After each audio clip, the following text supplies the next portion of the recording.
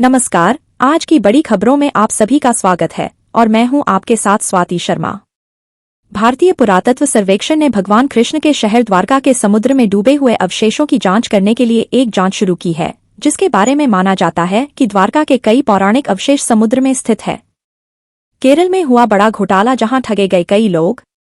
केरल में एक बड़े पैमाने पर ऑनलाइन धोखाधड़ी का पर्दाफाश हुआ है, जहां लगभग 300 लोगों से 500 करोड़ रुपए से अधिक की ठगी की गई। पीड़ितों को भारी छूट वाले लैपटॉप और स्कूटर का वादा करके लालच दिया गया था। वह कहते हैं, ना कि लूट गए बेचारे लालची लोग, अब क्या होवत जब चिड़िया चुग गई खेत। धोखाधड़ी के पैमाने के कारण प्रवर्तन निदेशालय (ईडी) द्वारा जांच शुरू की गई है। मृत्यु प्रमाण पत्र पर उच्च न्यायालय का फैसला। इलाहाबाद उच्च न्यायालय ने फैसला सुनाया है कि उपविभागीय मजिस्ट्रेट (एसडीएम) के पास जन्म या मृत्यु तिथियों को सत्यापित करने का कानूनी अधिकार नहीं है। न्यायालय ने एटा सदर के एसडीएम के आदेश को पलट दिया और 6 सप्ताह के भीतर मृत्यु प्रमाण पत्र जारी करने का निर्देश दिया। दिल्ली वाहन कबाड़ नीति। दिल्ली परिवहन विभाग ने एक आदेश जारी किया है, जिसके तहत वाहन मालिकों को स्क्रैप होने से पहले अपने वाहनों से महत्वपूर्ण दस्तावेज वापस लेने की अनुमति दी गई है। यह उन पिछली चिंताओं को संबोधित करता है, जहां वाहनों को स्क्रैप के लिए ले जाया जा रहा था, लेकिन मालिकों को अपना सामान वापस लेने की अनुमति नहीं दी जा रही थी। रूस अमेरिका संबंध और यूक्रेन युद्ध। यूक्रेन में संघर्ष को कम करने के प्रयास में रूस और संयुक्त राज्य अमेरिका ने 3.5 घंटे की बैठक की, जिसमें उन्होंने अपने द्विपक्षीय संबंधों को बेहतर बनाने को प्राथमिकता देने पर सहमति व्यक्त की और 6 प्रमुख मुद्दों पर आम सहमति बनाई। राजनीतिक और कानूनी घटनाक्रम। सत्येंद्र जैन मामला। भारत के राष्ट्रपति ने गृह मंत्रालय को भूमि अधिग्रहण अनियमितताओं से संबंधित मनी लॉन्ड्रिंग मामले में आम आदमी पार्टी (आप) के नेता सत्येंद्र जैन पर मुकदमा चलाने की अनुमति दे दी है।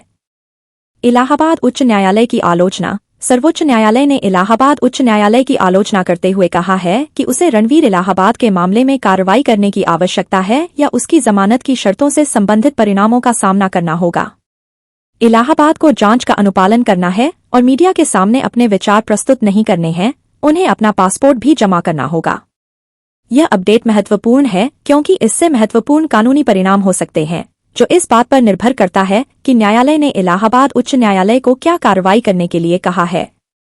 गुजरात नगरपालिका चुनाव। भाजपा ने गुजरात के नगरपालिका चुनावों में 66 नगरपालिकाओं में से 62 पर जीत हासिल करते हुए एक प्रमुख जीत हासिल की है।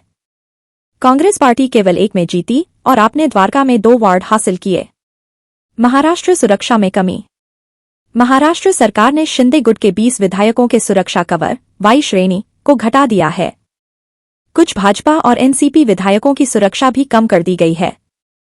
तेलंगाना रमजान ब्रेक।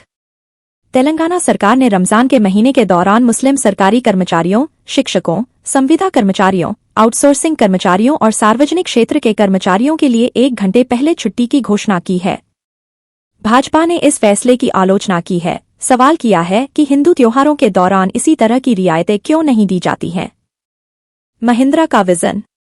आनंद महिंद्रा से जब टेस्ला के साथ प्रतिस्पर्धा के बारे में पूछा गया तो उन्होंने कहा कि कंपनी को 100 साल बाद भी बने रहने की उम्मीद है, जो एक दीर्घकालिक दृष्टिकोण का सुझाव देता है।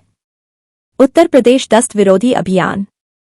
उत्तर प्रदेश के 7 जिलों गोंडा, श्रावस्ती, बदायूं, मथुरा, उन्नाव, फिरोजाबाद और मुरादाबाद में व्यापक दस्त विरोधी अभियान शुरू किया गया है। यह पहल महत्वपूर्ण है क्योंकि तीव्र दस्त जीवन के लिए खतरा हो सकता है, खासकर कमजोर आबादी में। मनोरंजन और आरोप के बारे में जानिए। मोनाली ठाकुर विवाद।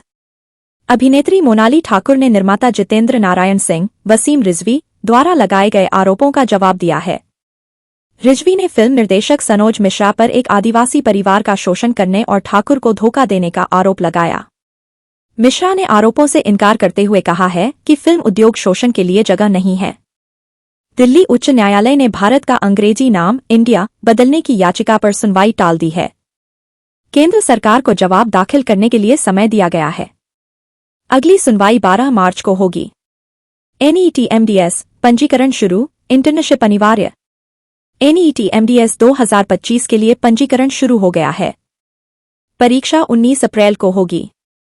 आवेदन करने के लिए इंटर्नशिप अनिवार्य है। असम बांग्लादेश सीमा पर रात्रि कर्फ्यू।